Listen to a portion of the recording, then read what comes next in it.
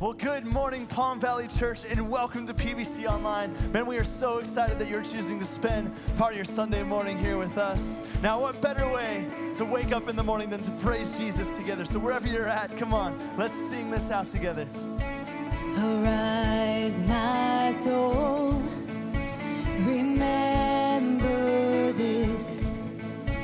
He took my sin and he buried it. No longer I who live, now Jesus lives in me. For I was dead in sin, but I woke up to see the light.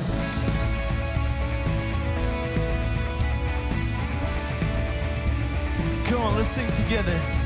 No, I won't boast, but in the cross that saved my soul. All else is lost. Yes, it is. The grip of fear has no hold on me. So where, oh death, where is your sting? No longer I who live, but Jesus lives in me.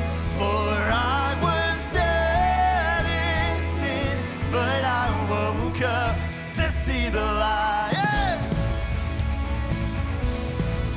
Ooh, we woke up, yeah. Oh, it's all for your glory. Come on, it's all for Him. Oh, all of this for your glory. Come on, we believe that this morning.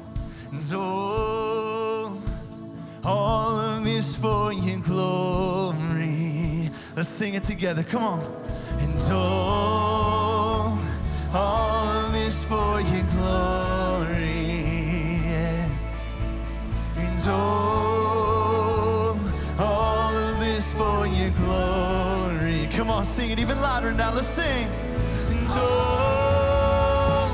all of this for your glory. And all of this for your glory. No longer I who live, now Jesus lives in me. For I was dead in sin, but I woke up to see the light. 2, 3, 4.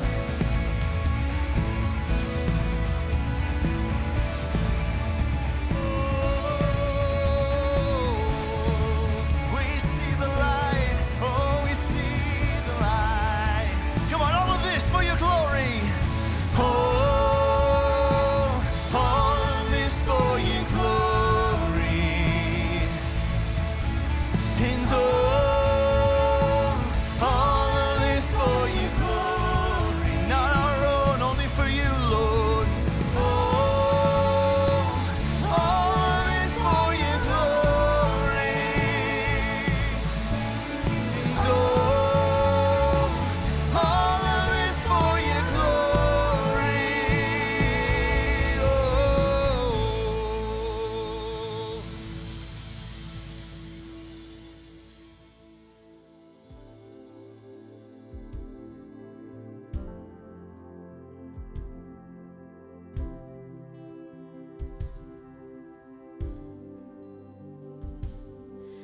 Peace, bring it all to peace.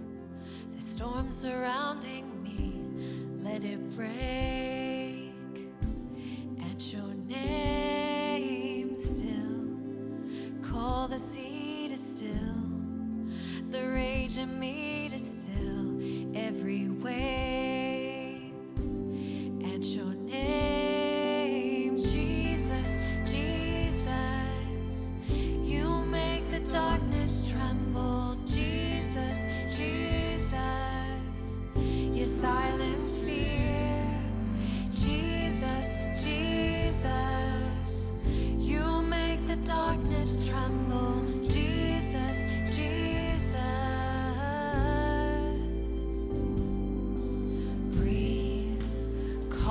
bones to live. Call these lungs to sing once again. I will praise Jesus, Jesus. You make the darkness tremble. Jesus, Jesus. You silence fear. Jesus, Jesus. You make the darkness tremble. Jesus, Jesus.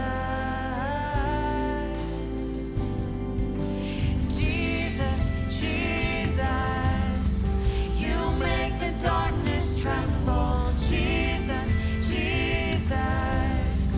You silence fear. Jesus, Jesus. You make the darkness tremble. Jesus, Jesus.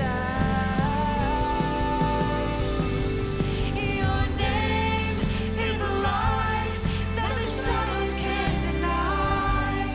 Your name cannot be overcome. Your name is alive, forever lifted high. Your name cannot be overcome. Jesus, Jesus. You make the darkness tremble. Jesus, Jesus. You silence fear. Jesus, Jesus. You make the darkness tremble. Jesus, Jesus,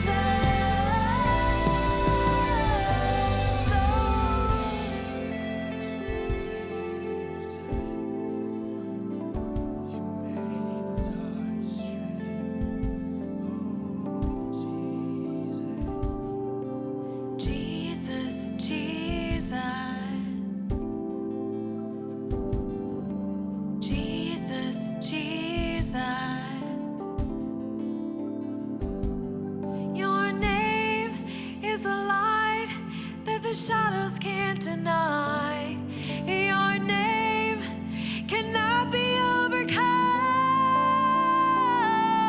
Your name is alive, forever lifted high. Your name cannot be overcome. Your name is alive, no shadows can't deny. Your name cannot be overcome. Your name is alive, forever lifted high. Your name cannot be overcome. Jesus, Jesus. You make the darkness tremble. Jesus, Jesus. You silence fear. Jesus, Jesus. You make the darkness tremble. Jesus, Jesus. Oh.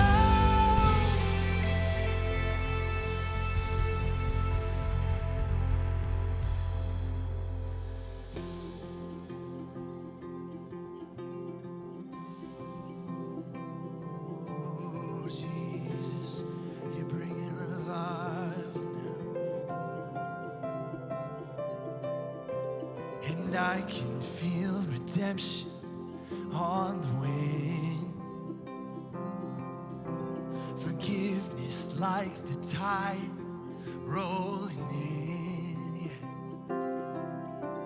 And taking up the space where shame just lives. Receiving all that you died to give. Let the wind blow. Let the tide roll. Till the earth knows you're a God of love. Yes, you are. Let my dry bones sing a new song. All the glory to the God of love.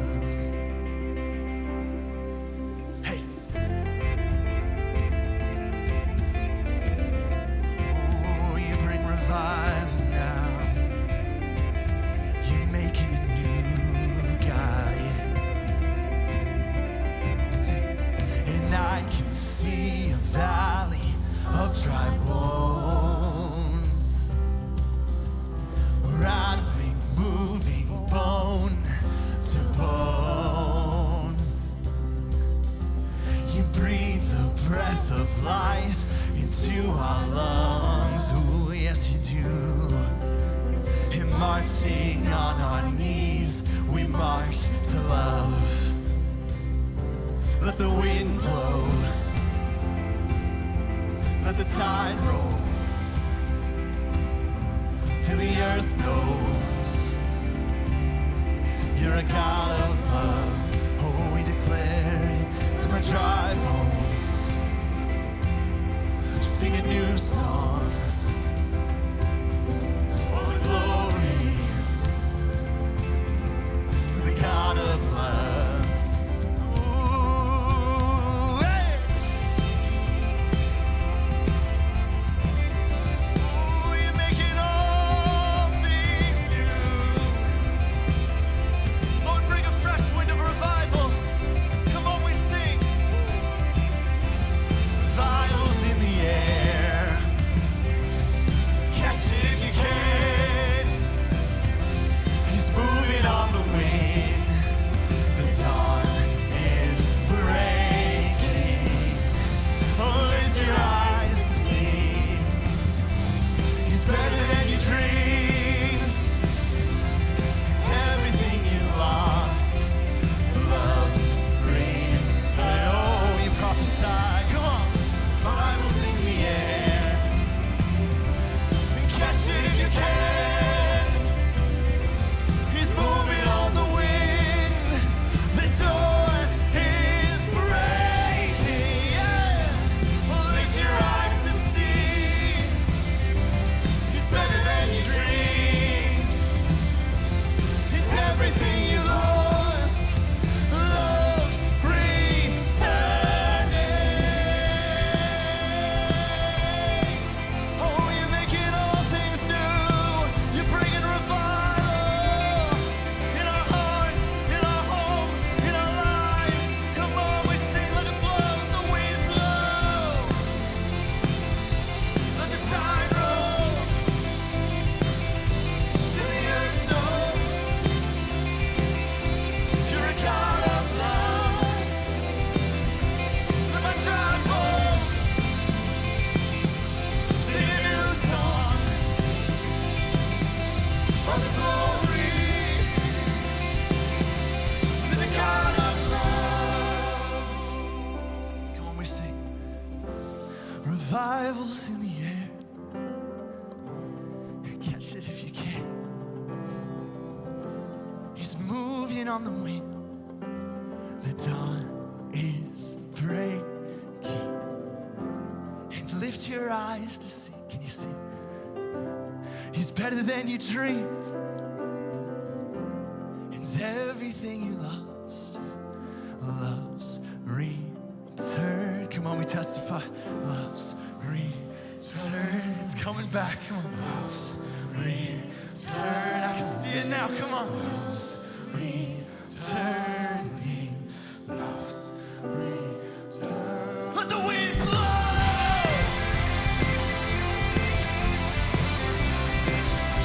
Let it blow. Let it blow. Let it blow.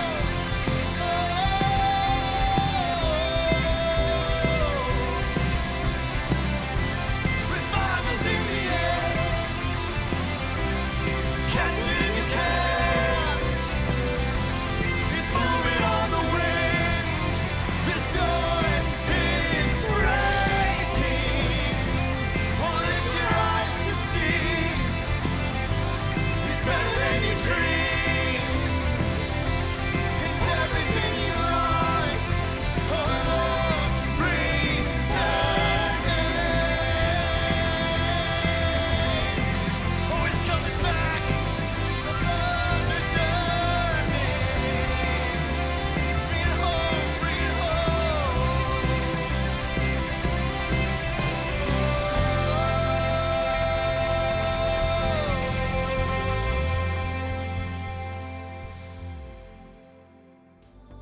Well, it is so encouraging to be able to worship together as a church family. So wherever you're at, we are so glad that you are joining us today.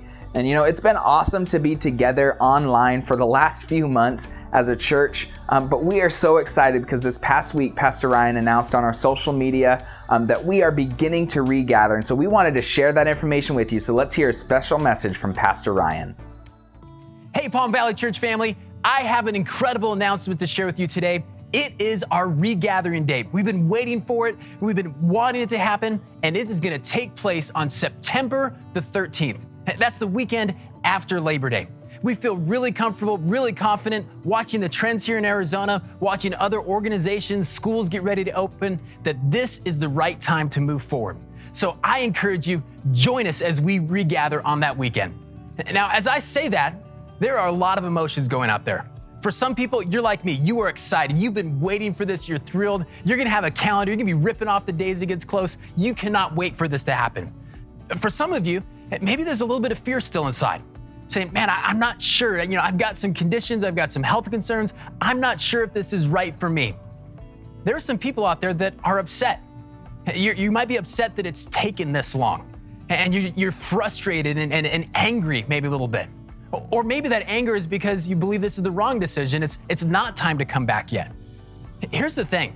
In a church our size, all of those emotions are present in our family, and all of them are valid. Feeling each and every one of those ways is okay, but we are a family, and we're gonna walk through this together.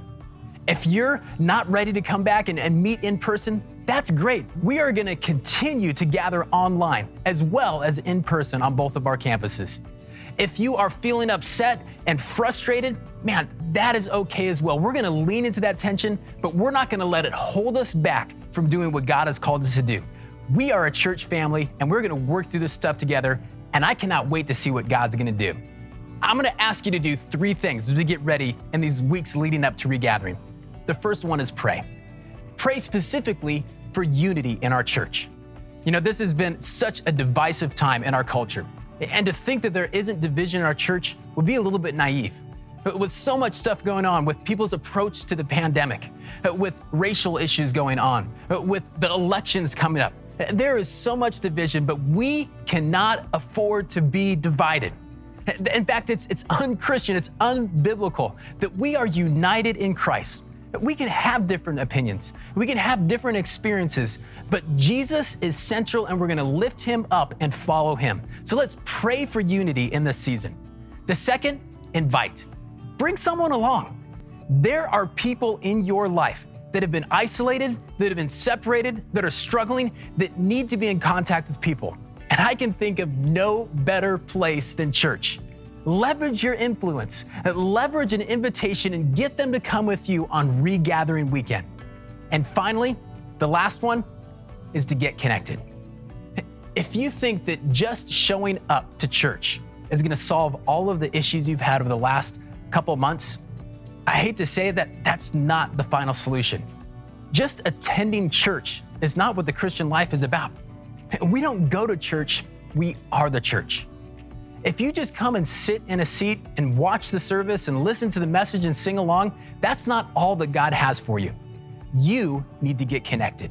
You need to find a place on ministry team, a place where you belong, a place where people know your name, a place where you contribute to the ministry of the church. You need to get connected. Maybe you put it off for months or maybe years you've been attending church. Now it's time to be the church. Get connected.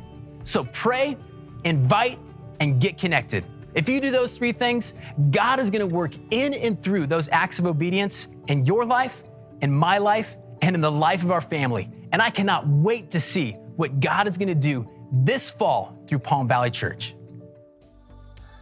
Well, as Pastor Ryan said, we are so excited to begin regathering in person together.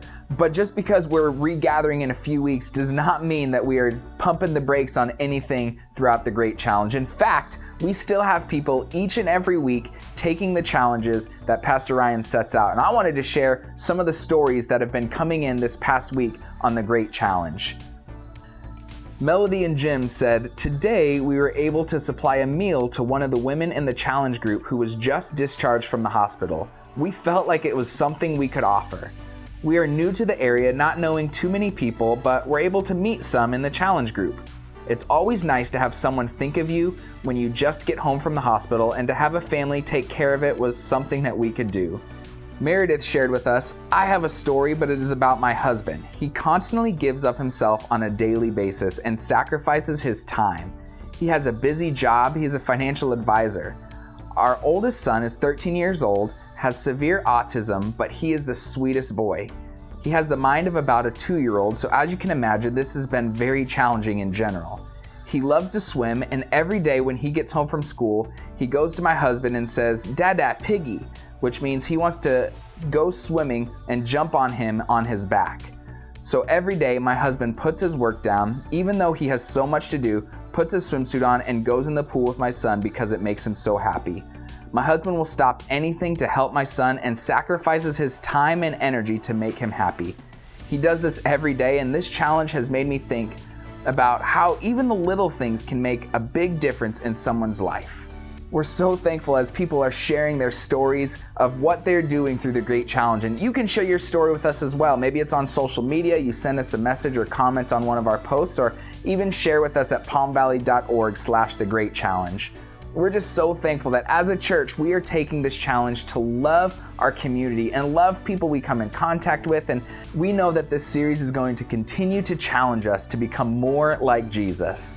And in fact, it's not just something that the adults are doing. All throughout our entire church, we are going through the Great Challenge together. And we want you to hear a little bit about what's been happening in PVC Kids with the Great Challenge.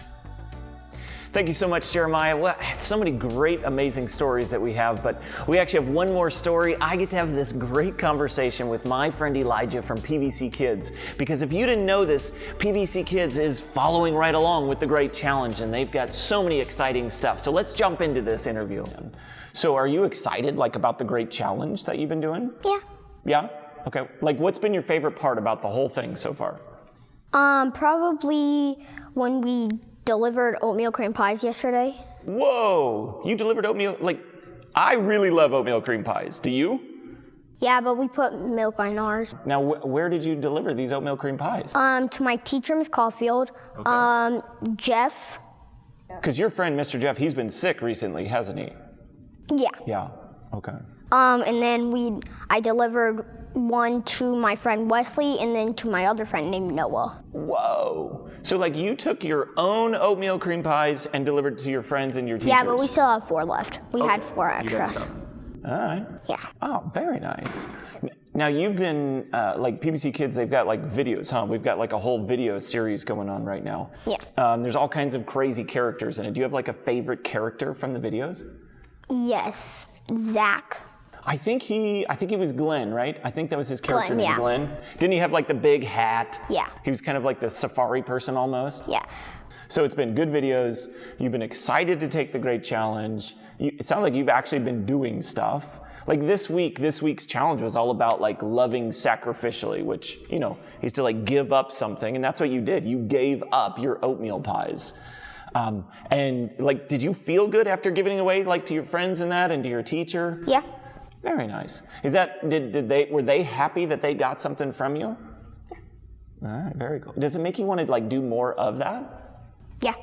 All right, I like that. Well, now you can live this entire life like that, right?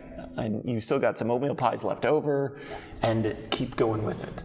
Yep. Okay, well that's good. Now I have here these are yours. These are memory verse cards. Yep. Because this is part of the Great Challenge in PVC Kids, isn't it? Now I grabbed all these and mixed them all up. Do you think you can put them all back in order? Mm-hmm. Let's see. This is going to see how it's gone with the PVC Kids Great Challenge memory verse. We're going to see where you're at. You did pretty good as I pulled some away, but let's see if you can put them all back in the right order.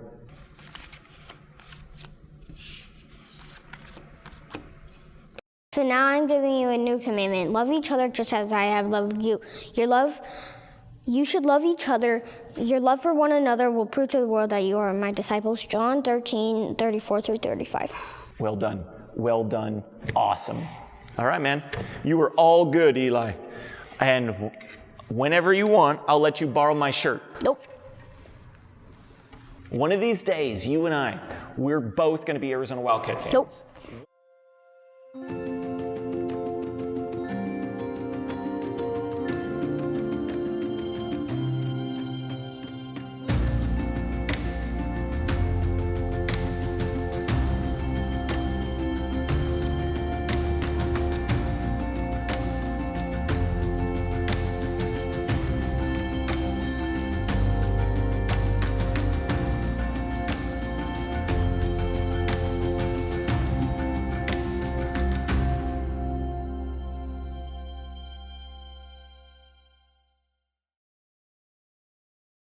Hey, I am so glad to have you here at week 4 of the Great Challenge. And today, we're going to be talking about neighbors. You know, Jesus, in his ministry here on earth, wherever he went, there was a crowd. People wanted to hear what he was talking about. They wanted to be close to him. They wanted to see the miracles.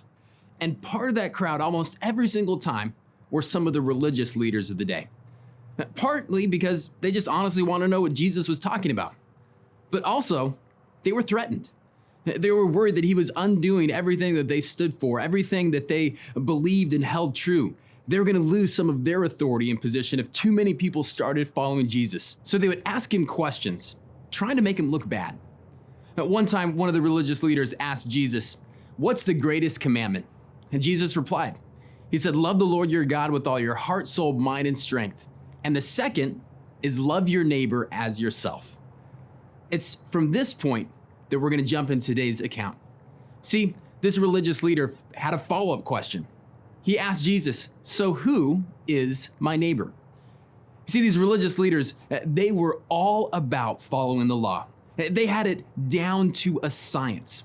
It wasn't just the 10 Commandments. It wasn't just the laws that had been laid out in the Old Testament that God had given Moses, but they had added on to them so that they were absolutely clear whether or not they were following the rules.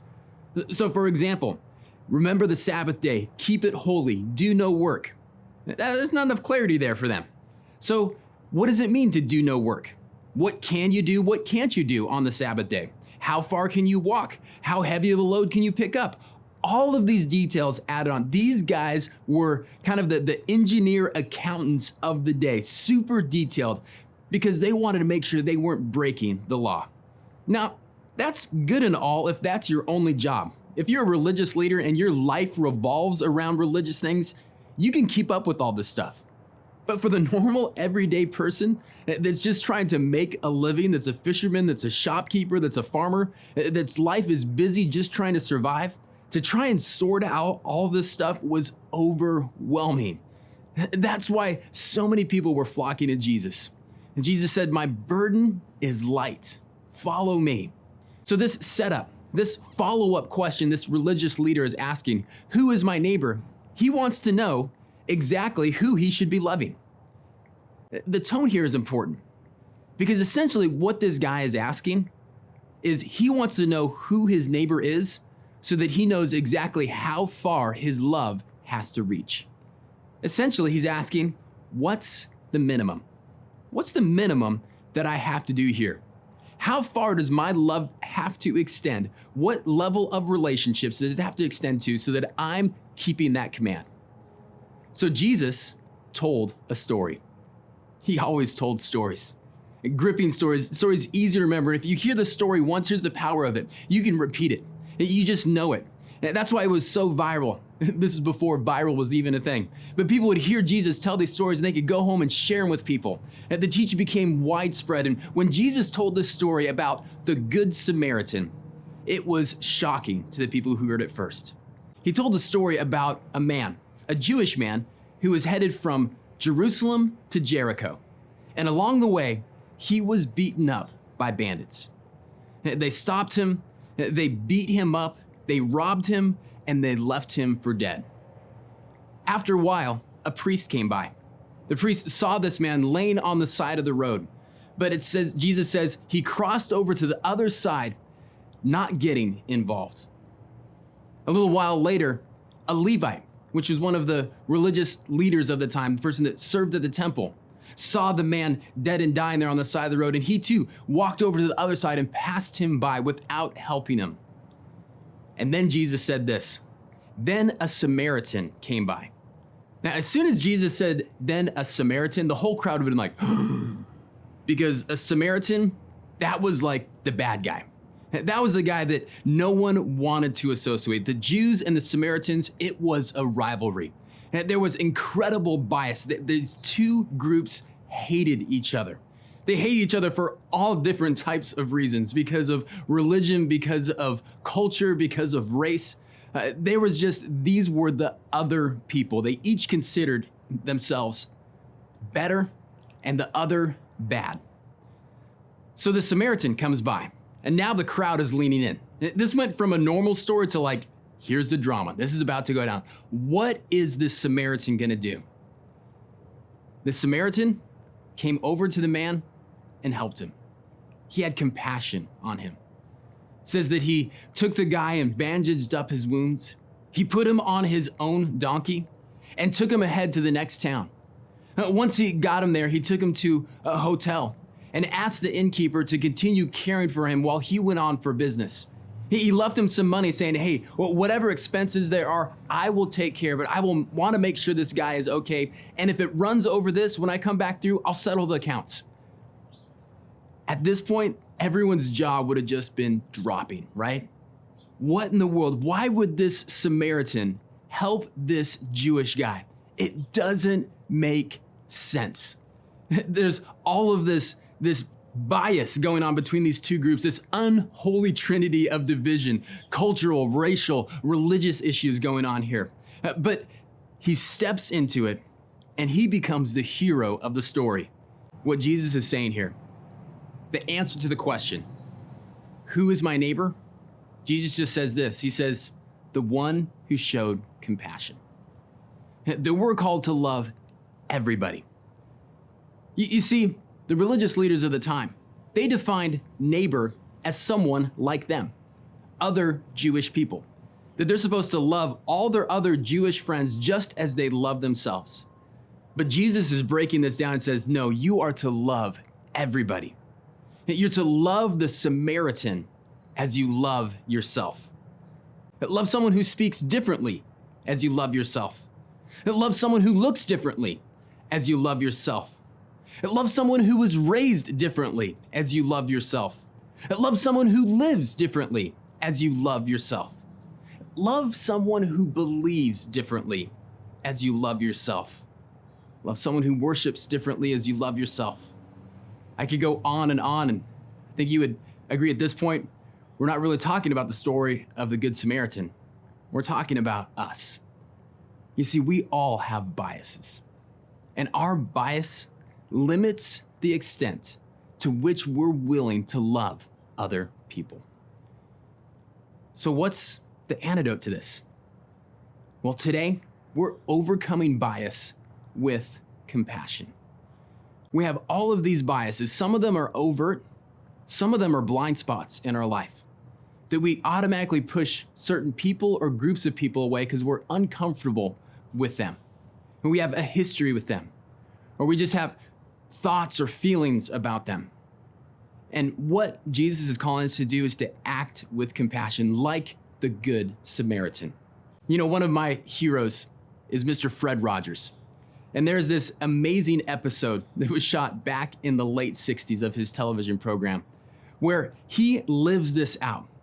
You see, Mr. Rogers, you might not know this, he filmed weekly. So events that were going on in culture, he would reflect that in the television show. And in this particular time, this was the middle of the civil rights movement. There was just horrible images on the news each and every night of just division, of racism, of violence, of putting down African Americans. And one image in particular just made him so upset. It was an image of young African American people in a swimming pool at a hotel. And the owner comes out because they were in a whites only pool. And he began pouring bleach and pool chemicals on these kids to get them out of the pool. He wanted them out of the whites only area. And Mr. Rogers, like, this is not okay. Kids growing up watching my program, I want them to see a different reality. So he filmed a special episode that week. And it was very simple. Mr. Rogers is sitting out in front of his house in one of those little play pools. It's a hot day. And he is just sitting there with his feet in it. And he's talking to the camera as he always did, just in that loving way, saying, hey, isn't it a hot day today? Man, I'm so glad that you're here with me in the neighborhood. I am so glad that we are spending this time together. When all of a sudden coming on the screen is Officer Clemens. Officer Clemens is an African-American gentleman. He's a police officer in the neighborhood, which was intentional on his part as well. And he turns to him and says, hey, are you hot today? And he's like, yeah, it's really hot. Would you like to come and soak your feet in my pool with me? And at first he's like, oh, no, I don't have a towel. I don't have any way to dry off. He's like, that's okay. You can use my towel. So Officer Clemens took off his shoes and rolled up his pants, and they both sat there with their feet in the pool. And then after they're done, Mr. Rogers dried off the officer's feet and just stared and looked in the camera, smiling the whole way as he was doing it. Just sending a message that this is normal. This is how we behave. We are gonna set aside our biases, that we're gonna love everyone. We are gonna love everyone. So here's the challenge this week. Demonstrate love to someone that's different than you. Yeah, the easy part of this challenge is finding someone different than us, right? We're pretty good at that. We naturally create categories that separate people, whether by race or culture, religion, economic status, political affiliation, education, career choice, even their hobbies or sports allegiances. And we could go on and on and on. Maybe you just take some time this week to look for a need in someone that's different than you. Maybe this could be someone that's a member of a group, a political group, or an educational group, an economic group that's different than you. And you look for a way to step across that line of bias that you have and meet that need with love. Show compassion. Or maybe you just put together an encouraging gift basket for another mom or a family that raises their kids a little bit differently than you, right? And we have our biases on what we believe is right and how we do education and what our home life looks like. And we know those people that do it differently. And it tends to cause separation and pushback. And what if we just encourage those people, doing something nice for them? I'm not sure what God's gonna lead you to do. I know it's not gonna be hard to find someone that's different than you. But the question is, are you gonna step into that with compassion? When you see that need, when you see that pain, when you see that hurt, are you gonna walk by on the other side of the street? Or are you gonna step into the need and set aside any bias that you have and serve with love? This is such an important step. Bias is so powerful in our culture, in our community. And we separate for so many different reasons. And compassion, love in action, is one of the ways that we begin to bridge this, to mend this, to put in the antidote to bias. So take the challenge this week. Live it out. It's gonna make a difference in your life and the life of the person that you impacted. And I can't wait to hear some of the stories next week about what happened when you stepped out of your bias into compassion. I am so thankful for the compassion Jesus had for us.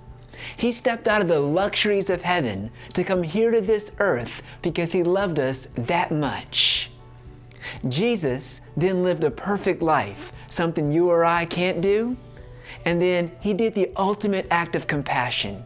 He died for me and you. The thing that's so special about Jesus is that then he rose from the dead. And because of his sacrifice, you and I can be made right in God's sight. Jesus wants to be in a relationship with you.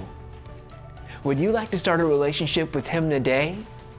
If so, let's pray. God, I want to thank you so much that you want to be in a relationship with me. And today, I'm asking you to come into my heart. Thank you for the ultimate act of compassion that Jesus showed me, dying for me even though I did all these things wrong. Today, I'm giving my life to you.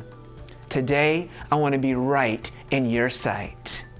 In Jesus' name, amen.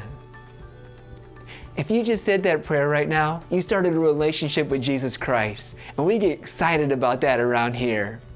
Something we'd love for you to do is just simply go to palmvalley.org/weekend and let us know you made that life-changing decision. This is an opportunity for you to get a fresh start in life, and we want to help you out with your next steps from there.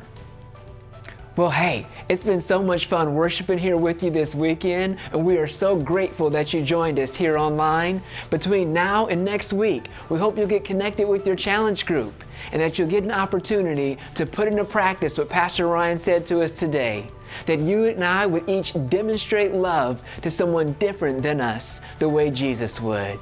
You have an incredible week, and we look forward to connecting with you again next weekend at Palm Valley Church.